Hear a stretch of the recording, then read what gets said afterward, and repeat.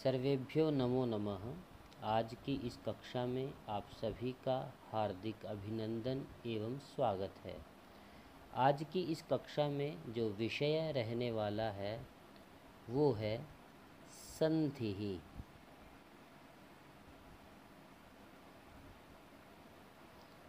संधिः इस पद का निर्माण सम उपसर्गः धा धातुः के प्रत्ययः के योग से हुआ है। परिभाषा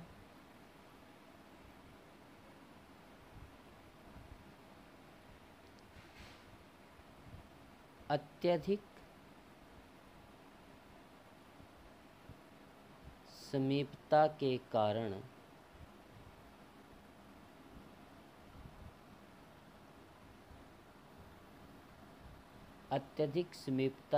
कारण दो वर्णों के मेल से जो विकार अथवा परिवर्तन होता है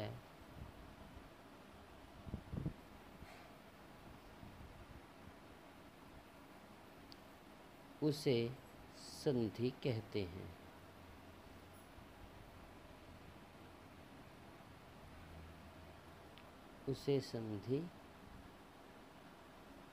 हैं।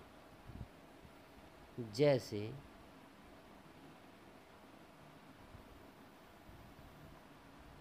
देव जम आलयः।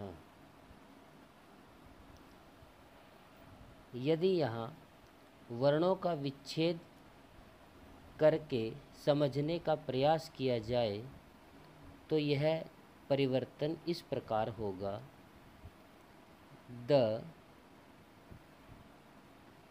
ए व अ आ लयः।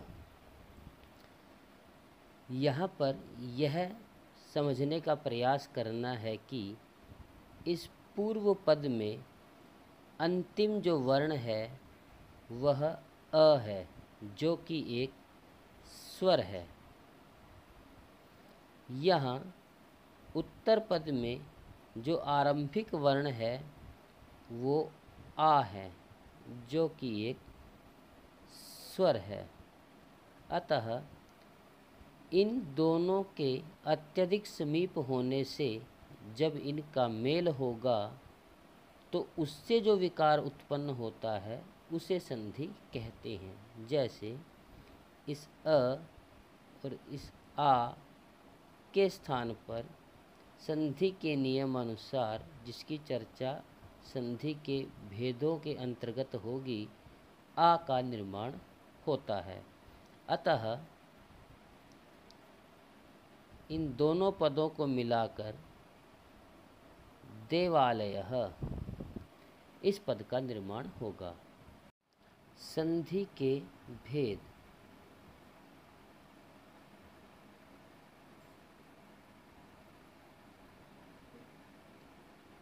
संधि के 3 भेद होते हैं। स्वर संधि,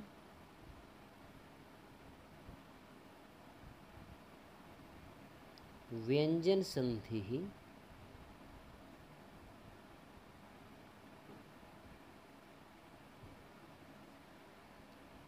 विसर्ग संधि।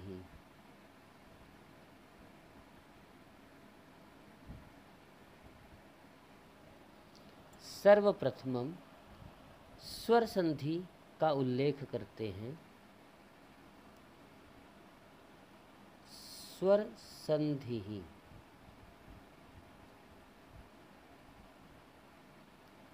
दो स्वरों के मेल से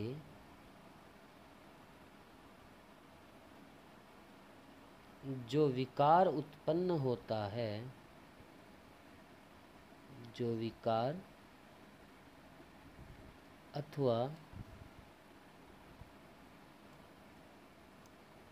परिवर्तन होता है,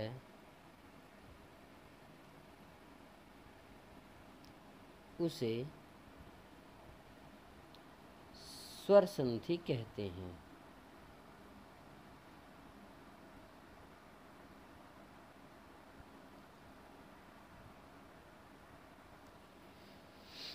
जैसे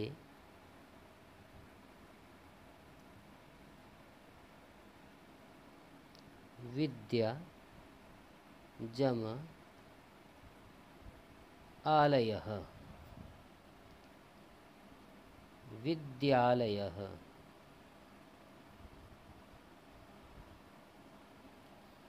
स्वर संधि के अंतर्गत यह उदाहरण अत्यधिक प्रयोग किया जाता है। यहाँ पर हम देखेंगे कि पूर्व पद विद्या है और उत्तर पद आलयः है। पूर्व पद का अंतिम जो वर्ण है वो आ है और उत्तर पद का जो आरंभिक वर्ण है वो भी आ है। अतः यह भी एक स्वर है और यह भी एक स्वर है। इन दोनों स्वरों के मेल से जो विकार उत्पन्न होगा उसकी चर्चा स्वर संधि के भेदों में करेंगे। इन दोनों के मेल से जो विकार उत्पन्न होगा वह स्वर संधि के अंतर्गत आता है। जैसे यहाँ पर आ, यहाँ पर आ, दोनों को मिला देने पर भी आ का निर्माण होगा। इसलिए यहाँ पर आ की मात्रा का प्रयोग किया गया है। इन दोनों के स्थान पर इस आ का निर्माण हुआ है जो यहाँ पर मात्रा के रूप में आया है। तो विद्या जमा आलयः विद्यालयः।